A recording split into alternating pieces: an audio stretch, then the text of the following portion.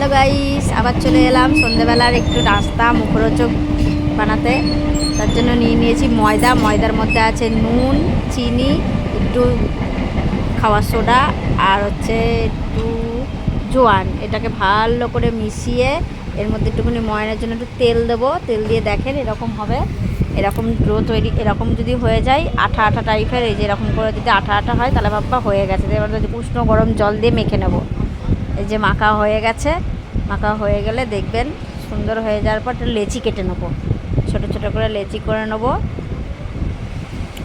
রাস্তাটা না দেখলে বুঝতে পারবেন এটা কী হচ্ছে, এটা দেখতে হবে কিন্তু। এই যে লেচিগুলো কাটার পর এটা বেলে নেব। বেলে নেওয়ার পর ঘি আর হচ্ছে এই যে এটা দিচ্ছি, সেটার মধ্যে কর্নফ্লাওয়ার আর ঘি আছে। এটার মিশ্রণের মধ্যে এটাকে সুন্দর করে মিশিয়ে নেওয়ার পর ময়দা ছটিয়ে দেবো ওপর থেকে, দিয়ে লেচি পাকিয়ে নেবো। আবার সুন্দর করে লেচি পাকিয়ে নেবো। যেটাকে ছুরি দিয়ে ছোটো ছোটো ছোটো ছোটো ছোটো ছোটো করে কাটবো ছুরির সাহায্যে। যে লেচি পাকিয়ে ছোটো ছোটো করে ছুরির সাহায্যে কাটবো। এই যে কাটছি, কাটা হয়ে যাওয়ার পর যত ছোটো ছোটো করে কাটবে দেখবেন একটা লেচি থেকেই অনেকগুলো পিস হয়েছে। আমার হয়েছিল একটা থেকে 8খানা পিস হয়েছিল। 8টা হয়েছিল তো না, 9খানা মতো, 8-9খানা মতো হয়েছিল।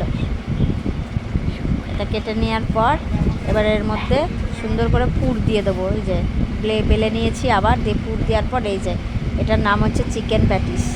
আমার শেপগুলো ঠিকঠাক আসেনি, বাচ্চা কাচ্চা সবাই মিলে করেছি তো, তার জন্য ঠিকঠাক আসেনি।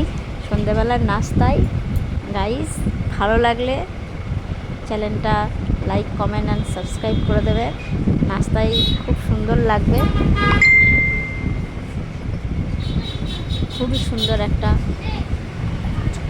মুখরোচক জিনিস দিলাম আপনাদের কাছে আজকের জন্য। দেখেন এবার তেল থেকে তেলটা ভালো করে ঝরিয়ে তুলে নেব।